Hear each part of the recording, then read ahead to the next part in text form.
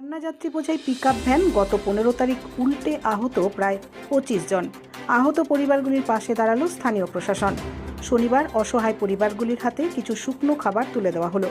উপস্থিত ছিলেন শিলিগুড়ি মহকুমা পরিষদের কর্মাধ্যক্ষ আইনুল হক, ফাঁসিদেওয়া অঞ্চলের প্রধান অনিমা রায়, পঞ্চায়েত সদস্য মোহাম্মদ আব্দুল ও বিশিষ্ট সমাজসেবী সন্তোষ কুমার রায় সহ আরও অনেকে।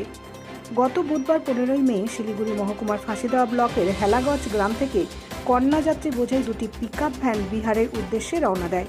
একটি পিকআপ বেরিয়ে গেলেও অন্যটির নিয়ন্ত্রণ হারিয়ে কিছুটা দূরে গিয়েই উল্টে যায়। ঘটনাস্থলে মৃত্যু হয় 3 জনের। প্রায় 25 জন মারাত্মক জখম হন। তাদের মধ্যে অনেকের অবস্থা আশঙ্কাজনক। এখনও এই গ্রামের লোকজন সেই দিনটি ভুলতে পারছে না। শোকের আবহ চারিদিকে। নিস্তব্ধতা গ্রাস করেছে গোটা এলাকাকে। এই এলাকায় রয়েছে একাধিক আদিবাসী পরিবার, অসহায় ও দুস্থ প্রত্যেকটি পরিবার। তারা দিন মজুর ও চা বাগানের শ্রমিকের কাজ করে সংসার চালায়। এই পরিবারগুলির উপার্জনশীল সদস্যরা আহত হয়ে হাসপাতালে ভর্তি। কেউ বা আশঙ্কাজনক হওয়ায় মৃত্যুর সঙ্গে পাঞ্জা লড়ছে।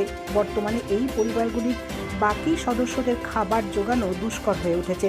তারা চাইছেন আর্থিক সহযোগিতা।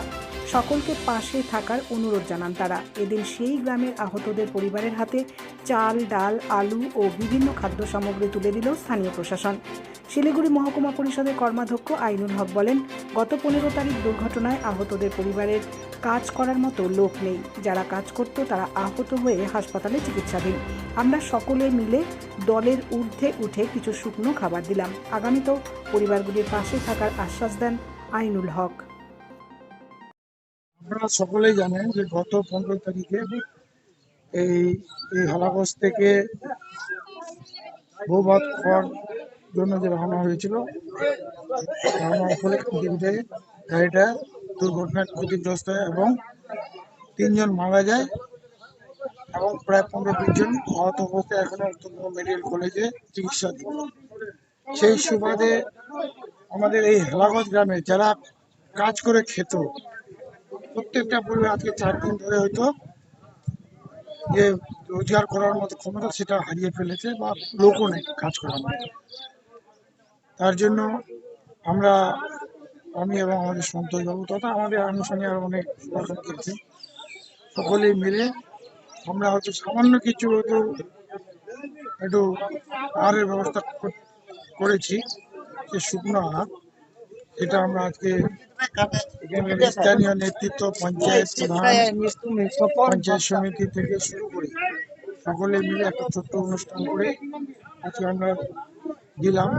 এবং সর্বোপরি যেটা হচ্ছে যে আমরা এই সব সংযুক্ত পরিবারের প্রতি সমবেদনা জানিয়ে আমরা হয়তো নিজের নীরবতাও পালন করলাম।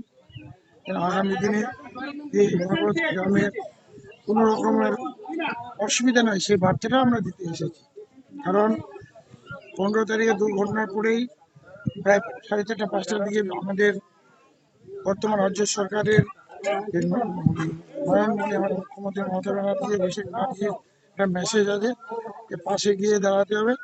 চিকিৎসা থেকে শুরু করে বিভিন্ন রকমের যে অসুবিধাগুলো সেগুলো যেন আমাদের দেখতে হবে। তার জন্য আমরা কিন্তু আজকে দলের ঊর্ধ্বে উঠেও মানবিকতার খাতিরে আমরা কিন্তু সবাই এসে দাঁড়িয়েছি।